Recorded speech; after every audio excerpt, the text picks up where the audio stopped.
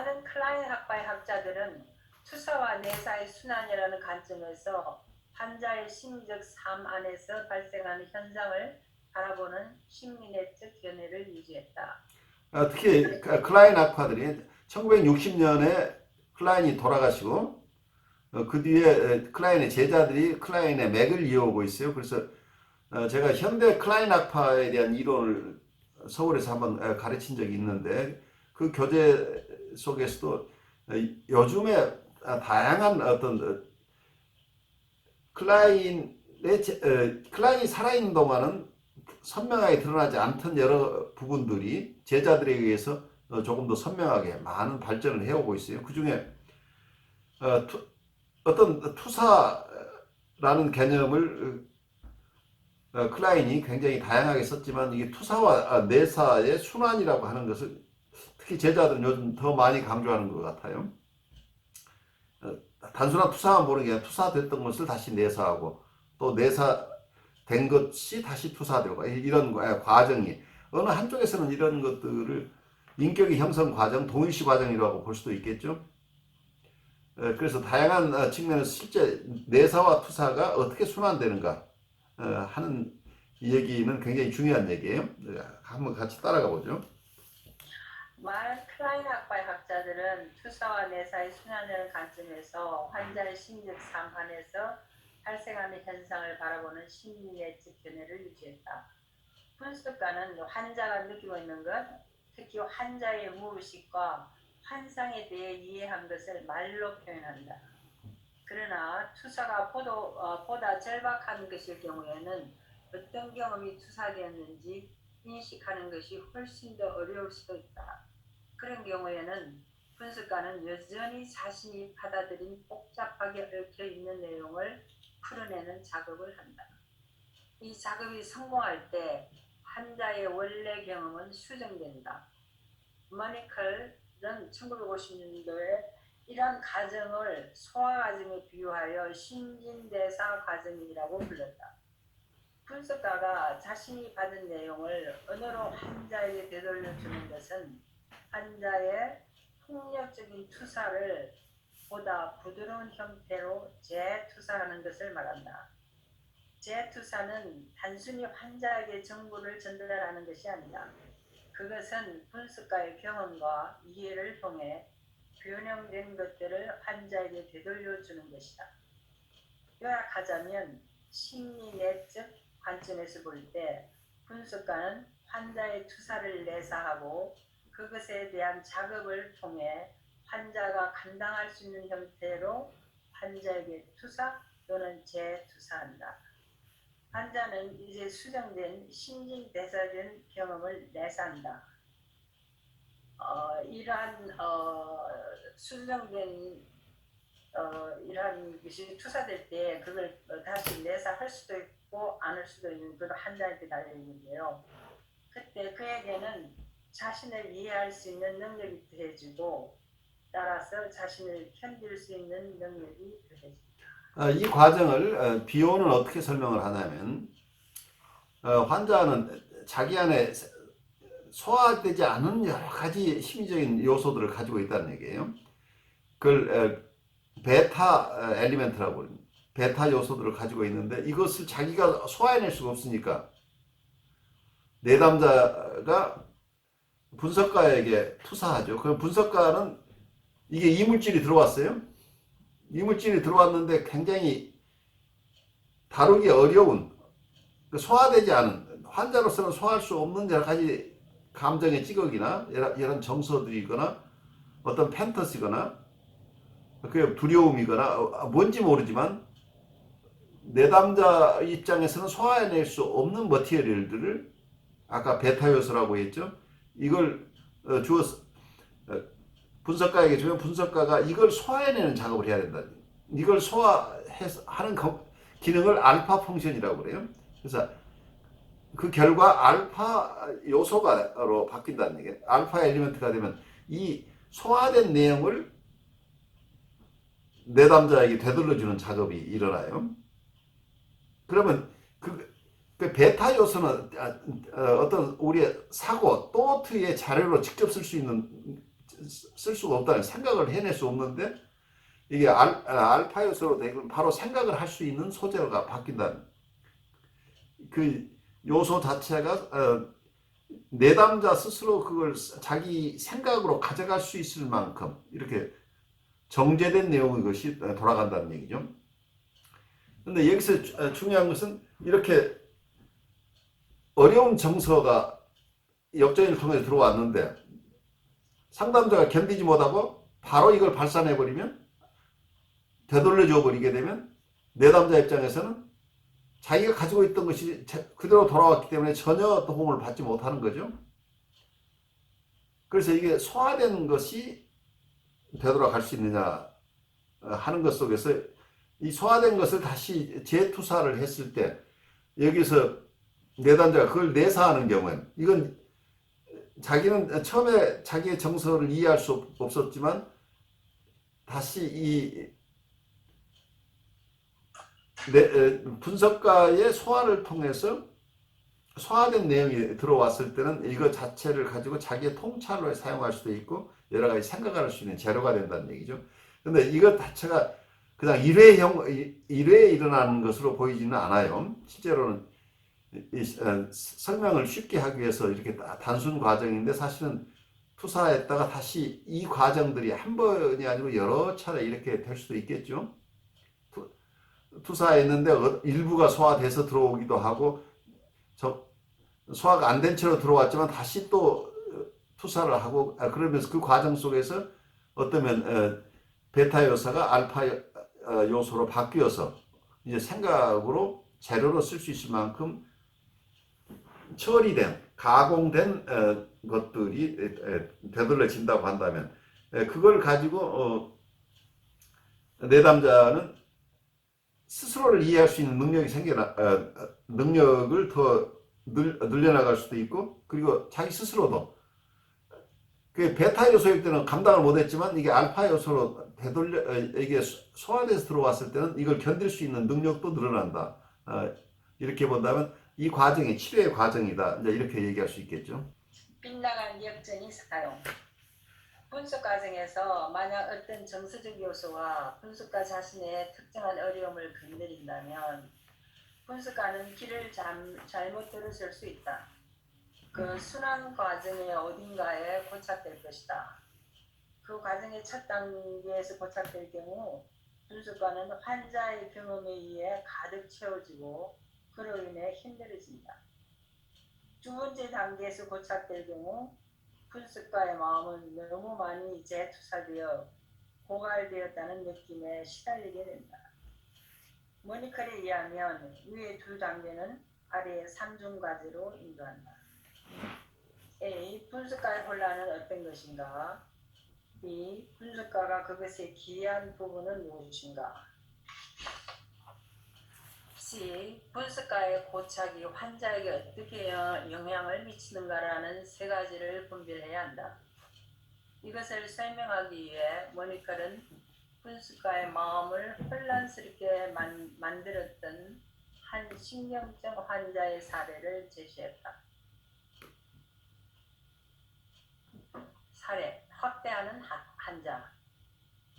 환자가 주말 동안에 자기 자신이 아닌 것처럼 느꼈고 상점에 레이드를 두고 와서 월요일에야 그것을 찾을 수 있을 거라는 꿈을 꿨던 비슷한 경우를 기억하면서 나는 그가 불안해하는 것은 환상 속에서 자신의 좋은 부분을 내 안에 남겨두었기 때문이라고 생각했다. 그러나 나는 이것에 대해 확신할 수 없었고 그 외의 해석에 대해서도 확신할 수가 없었다.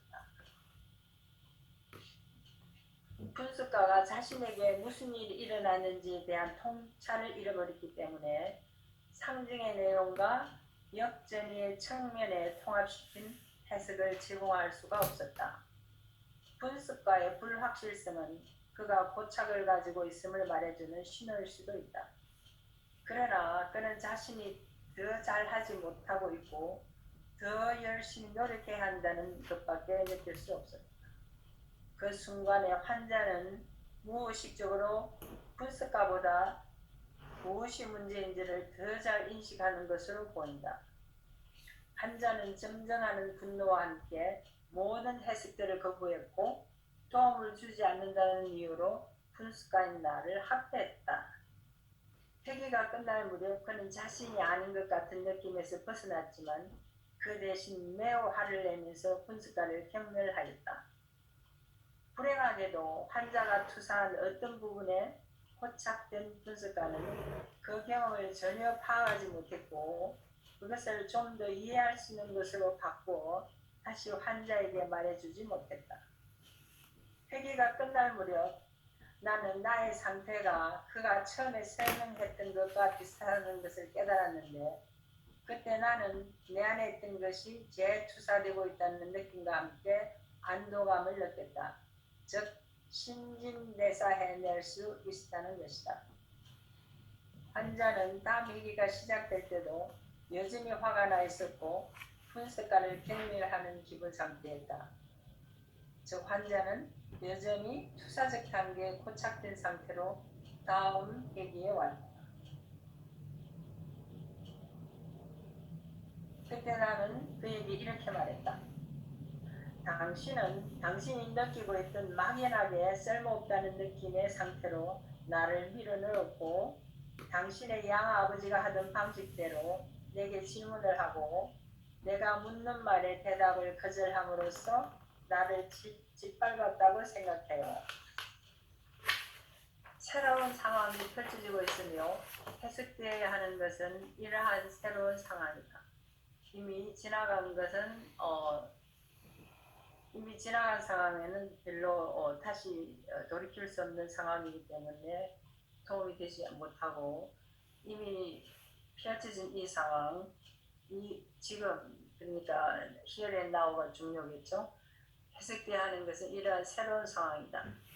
분석가는 자신의 실수를 통해서 환자 자신이 느끼는 막연하게 쓸모없다는 느낌을 의사소통할 수 있는 기회를 주었고 그러므로 해서 환자는 자신이 불쾌한 마음 상태에서 벗어날 수 있다는 사실을 해석해 줘야 한다. 그의 반응은 놀라운 것이었다.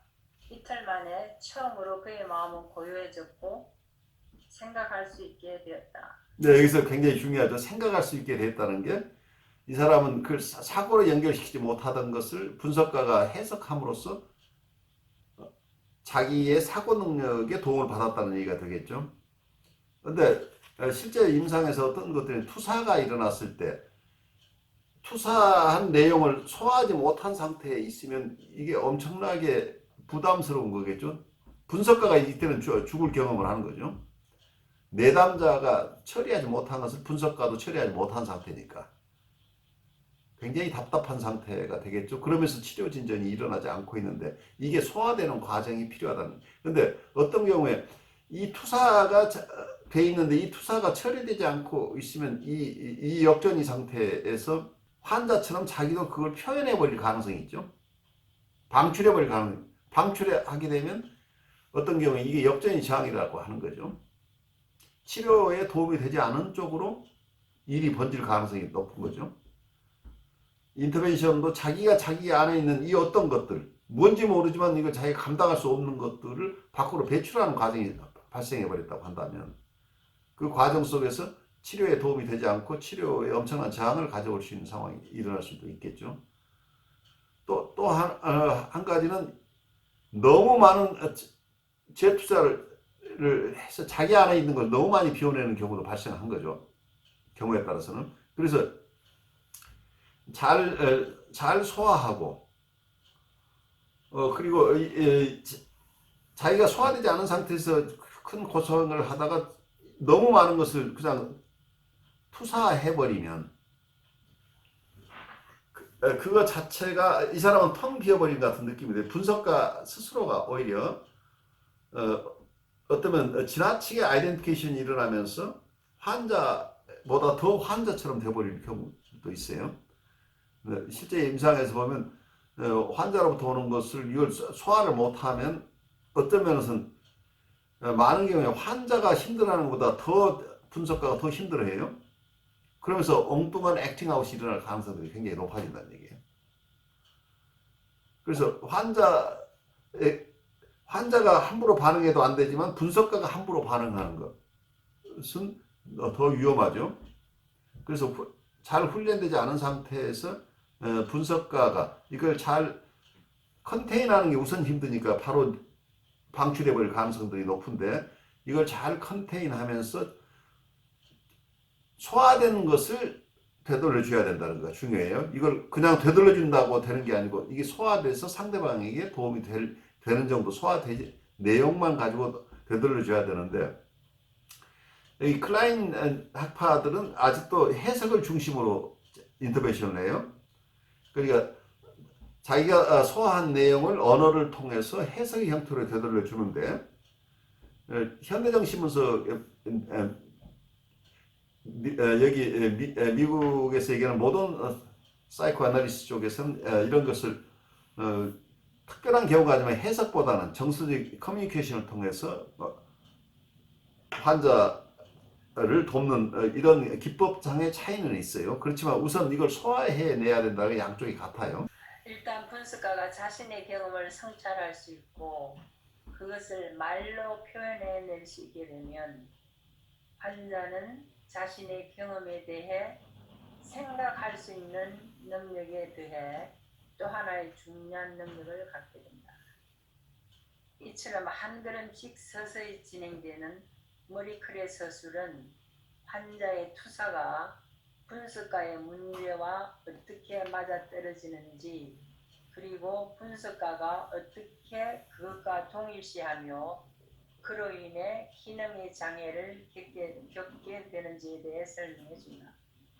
즉 분석가는 처음엔 그렇지 않았지만 그 경험을 적절히 다룰 수 없었고 환자와 마찬가지로 모호함의 느낌에 고착되어 있었다. 그 상황을 만회하기 위해 분석가는 조용히 자기 분석을 해야만 했다. 이를 통해 매우 유사하게 느껴질 수 있는 두 가지를 구별하는 작업을 포함하고 있다. 생각의 흐름을 놓쳤다는 무능감과 환자가 내 안에 있다고 느끼고 있는 환자 자신의 무능한 자기에 대한 경멸감. 환자의 한 측면과 분석가의 한 측면이 분석가 안에서 서로 만났고 그 순간에 두 사람 모두 병적인 상태였기 때문에 발생한 정체성의 혼동, 누가 병적인가, 이 정체성의 혼동은 해결되어야만 했다. 또 다른 각도에서 바라본다면 그것은 투사의 특질, 수반된 폭력성의 정도, 즉 그것은 투사의 특질과 관련되어 있음을 알 수 있다.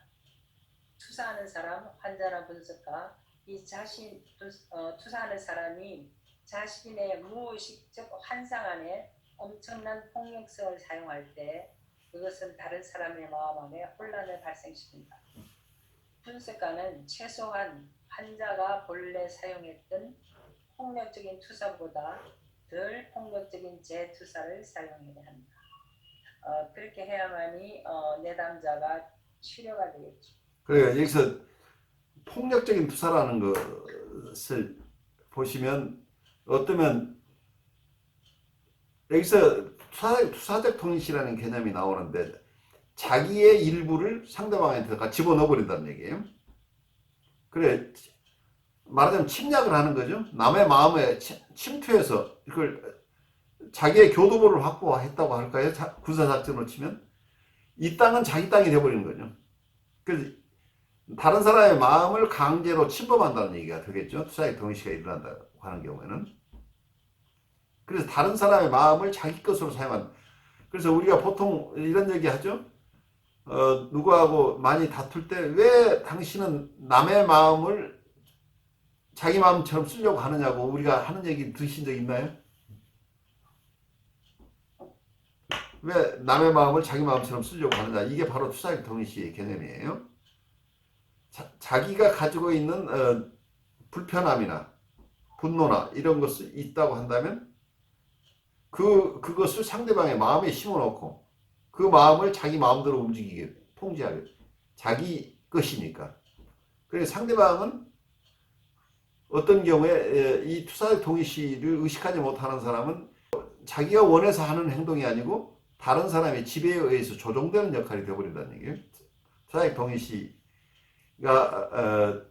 이걸 소화해내지 못하면 환자가 우리를 에게 굉장히 큰 공격성을 불러일으켜 버린다면 우리가 그 공격성을 환자에게 사용할 가능성이 있어요.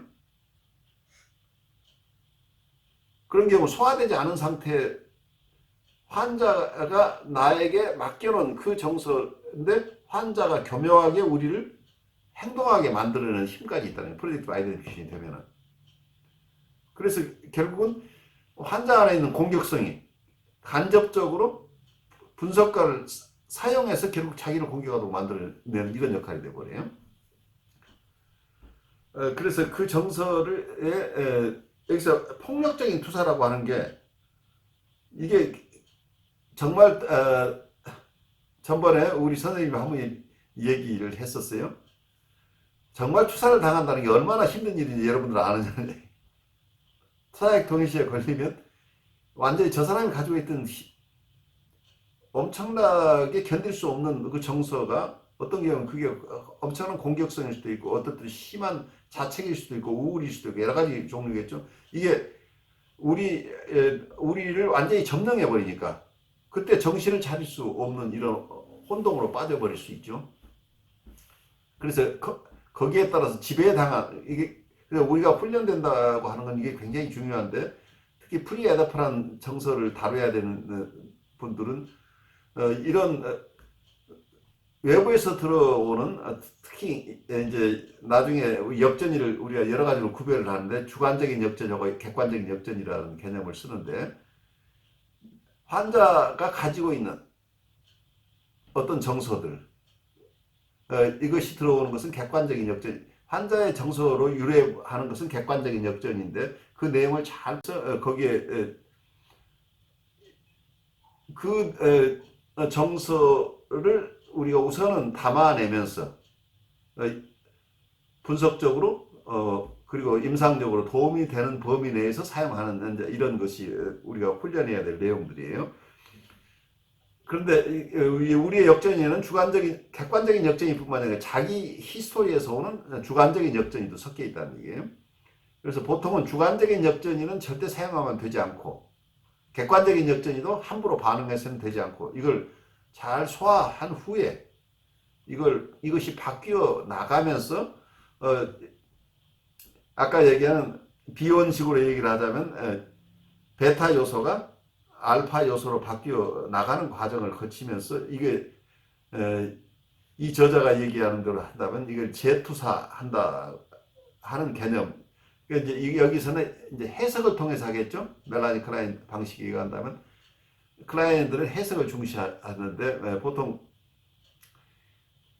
현대정신문서 미국 쪽에서는 조이닝이나 미러잉 등 이런 이모셔널 커뮤니케이션을 통해서 공감을 전달하는 이런 방식을 많이 쓰죠.